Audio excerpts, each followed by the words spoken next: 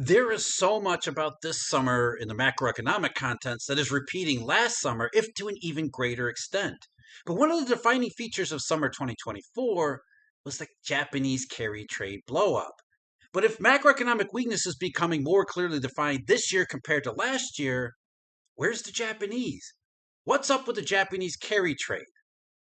Now, obviously, there hasn't been the same violent reaction here. We're more than a week out from the July US payroll report, and unlike last year, the markets aren't captured by the same level of chaos. Part of that stems from last year. The Japanese lightened up their exposures. The carry trading was also trimmed to a large extent 4 months ago in the chaotic deflation of April. However, that doesn't mean there isn't a yen-sized sword of Damocles still dangling over the heads of the global financial marketplace. And there are a few signs of stirring, if not actual distress. Now, because of the size and the scale of Japanese participation in these Eurodollar conduits, given how sensitive that participation is to economic weakness and economic risks, we need to be aware of what it is Tokyo's big players might be seeing, thinking, and even doing. So what's the scale of risk aversion from the Japanese carry trade reversal, what would be part 2, or actually part 3 if we consider and factor what happened in April? What is going on there, and where do we look to find some answers? What is the potential for Japan and its carry trade mechanics and key carry trade mechanics to contribute to another round of financial volatility in the wake of more clearly defined macroeconomic weakness, certainly here in the US, but also around the rest of the world? That's the key ingredient through the Eurodollar system. Risk aversion driven by macroeconomic fears that are becoming macroeconomic reality. Well, we'll get our answers from the letters JPY and JGB. Now, taking the yen first, any serious JPY strength is a potential signal for the carry trading gone backwards. Now, to begin, let's back up a little bit. We're talking about a specific set of financial arrangements whereby the biggest Japanese firms redistribute credit throughout the entire world via these Eurodollar channels. That's the carry trade that we're talking about. Now, the carry trade you might typically hear in the mainstream is something else a little bit different. It's a less systemically important matter to the world. In that one, outside of investment pools who borrow yen from inside of Japan to reinvest in other higher yielding places around the world, it does amount to the same thing, redistributing credit via financial structures using leverage. But what we're talking about is these financial behemoths in Japan who don't need to borrow yen since they have all they could ever possibly want, yet they still choose to reinvest all over the planet and do so in size because they have little interest in investing locally. But in this carry trade, the real one, Tokyo's big boys put up their yen as collateral to swap into dollars and then either invest in higher yielding US dollar assets, or they use their Eurodollar balances they've swapped into to swap again into some other currency, largely the euro, which offers potentially even better risk-adjusted returns.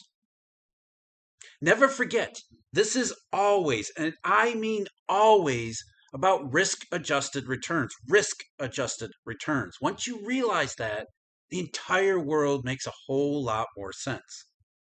As we continue to talk about all of the downside possibilities that continue to pile up here in 2025, it makes perfect sense, therefore, to own gold. But gold, as a great store of value and error hedge, is still missing something. It's missing something big, and it's what we talk about all the time here at Eurodollar University. What it's missing is the ability to use it, to go back to where it was a long time ago, as both a store of value as well as a medium of exchange. And that's where Glint comes in. They're actually working to solve this major problem, to make gold useful again. Not just a great error hedge, but something that you can actually spend. This is allocated physical gold stored in a secure Brinks vault. It's fully insured, it's fully yours.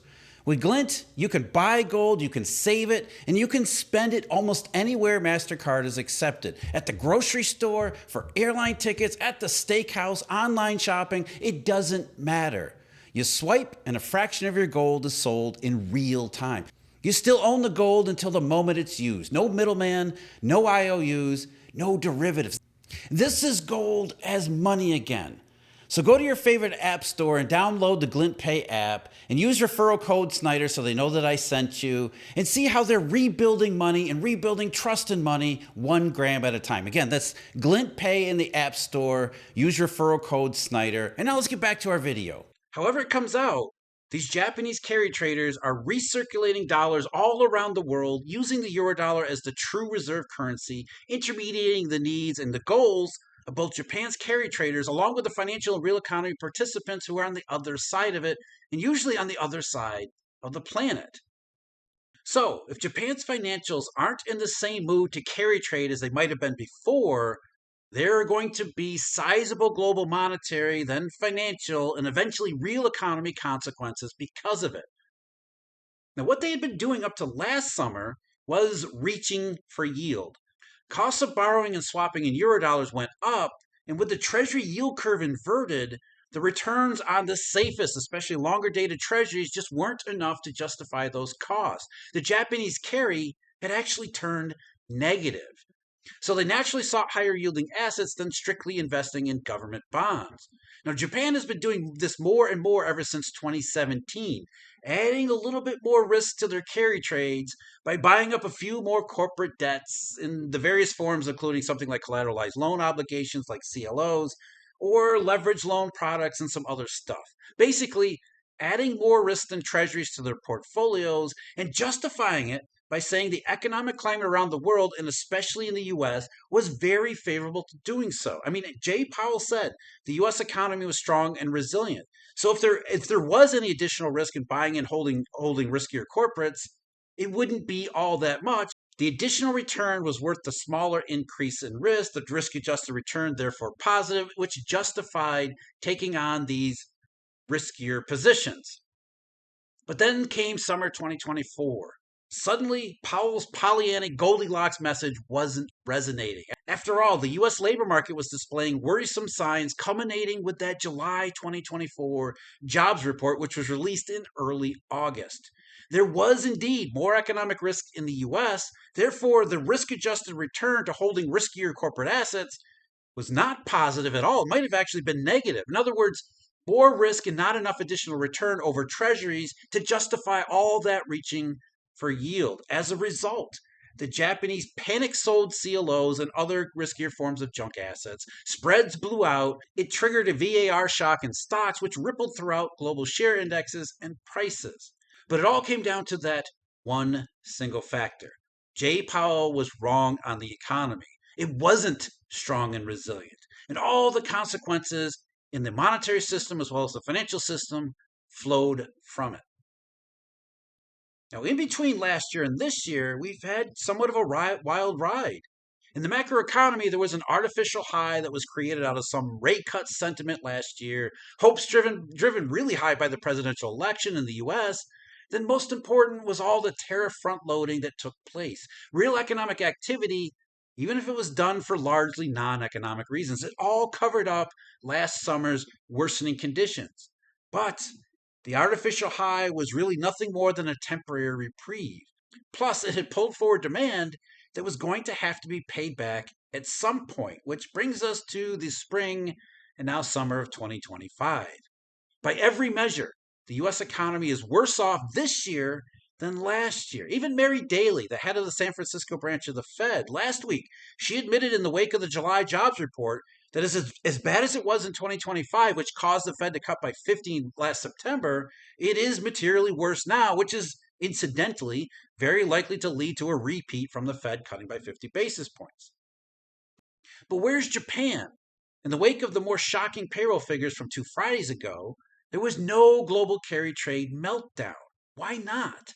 As I said before, a big reason is the Japanese have been reallocating their portfolios ever since last time and last year. They aren't as overexposed to U.S. macroeconomic weakness this year as they had been last year. Tokyo learned a lesson in blindly following Fed officials' waffling opinions about economic circumstances.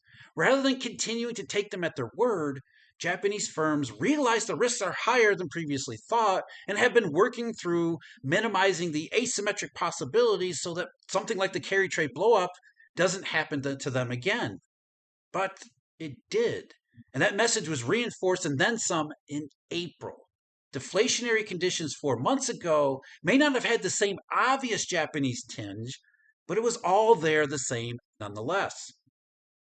So while we focused on the dangers that were created by shadow banks and shadow bank funding, and for good reason, there was also some carry trade madness and meltdown in that blow up too. So those firms in Japan who maybe hadn't de-risked out of CLOs and junkier debt in the wake of last August, or hadn't done enough de-risking, they've certainly been doing that the past 4 months, which by the way includes hedging the hell out of positions they can't immediately or timely extract themselves from. Yeah, hedging with something like interest rate swaps or forward rate contracts like SOFR futures or something similar to that. So, in the wake of the jobs report for July 2025, there was a lot less immediate and harsh reaction because this summer the Japanese are already prepared for Jay Powell to be big time wrong. And then one other factor we have to consider too is the reaching for yield, or why they were reaching for yield to begin with. Short-term interest rates are coming down, and now the Japanese know that short-term interest rates are going to go down a lot more, which takes a lot of pressure off of carry trading through less risky assets like U.S. Treasuries. I mean, that was the key reason why over the last few years they had been so enthusiastic in the reaching for yield. They simply believed Jay Powell when he said short-term interest rates were going to be higher for longer. And if they were higher for longer, then Tokyo would have to have higher yielding assets. But, as we're finding out, if Powell was wrong about that part too, then short-term funding rates would be lower in time. Japan could go back to earning positive carry on low-risk treasuries.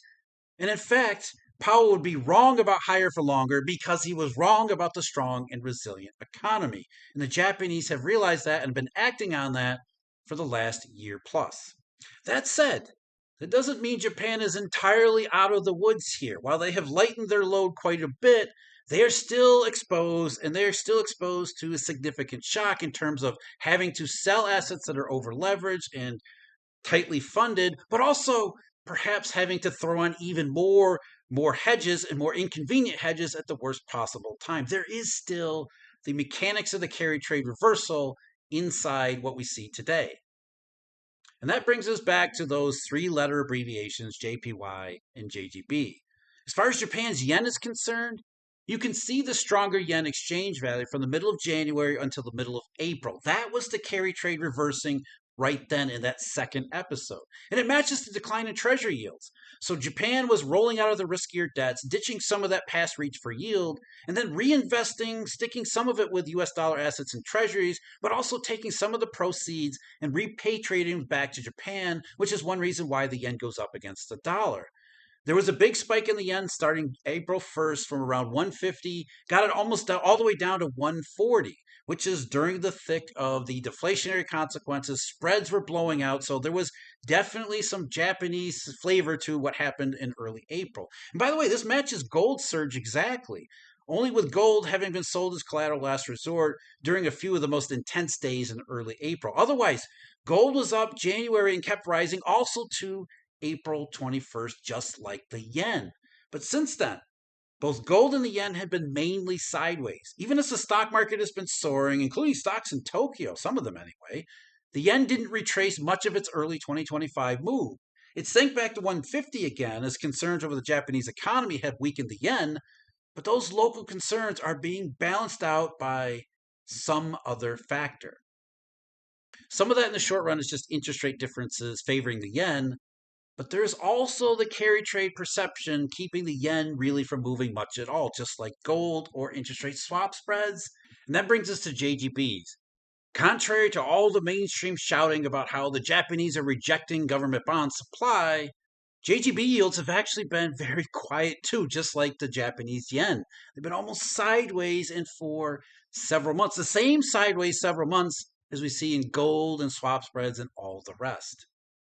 What most people have been saying is that Japan is in the midst of a bond rejection, that the entire world has had enough of the Japanese debt and is fleeing from these government bonds, causing rates to soar. Yields on ultra-long bonds have risen sharply. Sure, I mean, that's happened, but it isn't government debt rejection. The primary problem is the Bank of Japan, not the government in Japan. BOJ has created an environment where the biggest Japanese holders of JGBs are sitting out the market, waiting for the BOJ to finally make up its mind about rate hiking. And they were only sitting out the market previously, contrary to the mainstream narrative, yields are not skyrocketing in Japan, just like they aren't in treasuries. The 10-year rate, the 10-year JGB rate, for example, jumped to 1.59% at the end of March. Then it plunged during the global deflation in early April. But since then, it has been largely steady to sideways once it came back up from those April lows. And as of right now, the 10-year rate hasn't gone any higher than 1.6% and is currently sitting at 1.5%. Now, the longer terms, going beyond the 10s, those like the 20 and 30-year JGBs, they did see their yields jump after April, which is what caused all that mainstream media commotion. But since then, since peaking in the middle of May, they're basically sideways too. Why?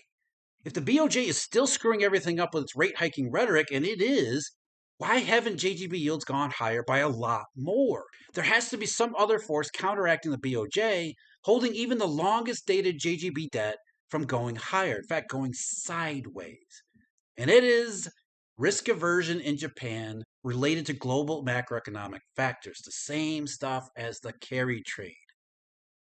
And part of that is angst over these carry trade exposures that remain.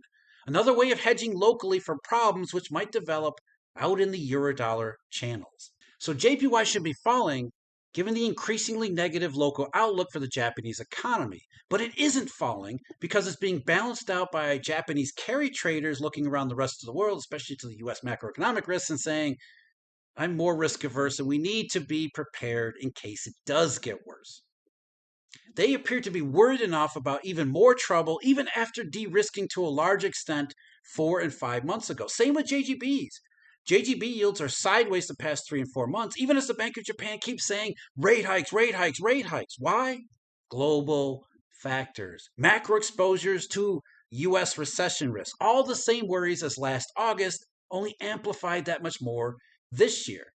In that sense, though, what we just got from the U.S. payroll report wasn't a shock to anyone in Tokyo.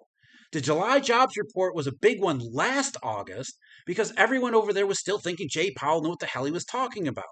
Now they know for sure he doesn't and have been taking advantage of the last year to do something about it. So the question now is whether they've done enough. The results in April suggest maybe not. And while there was another huge round of de-risking before and after April, there are still signs that maybe more should happen, especially if, or maybe when, we get even more confirmation this really is only the beginning, an inflection from forgot how to grow to remembering how to really screw up the risk-adjusted returns of carry trading. And if that does happen, Japan's carry trading won't be the sole source of deflation and disorder like it was last summer, but it would be a key contributor to any further disruptions moving forward, which is one reason why we're going to watch those 3 letters, JPY, and those other 3 letters, JGB. Even Goldman Sachs is now saying, yeah, we kind of get it. They went and looked at the yield curve, and surprise to them, they found out the yield curve looks like it's pointing towards 0 rates. Went over that in the video link below. As always, thank you very much for joining me. Huge thank you, Eurodollar University members and subscribers. Till next time, take care.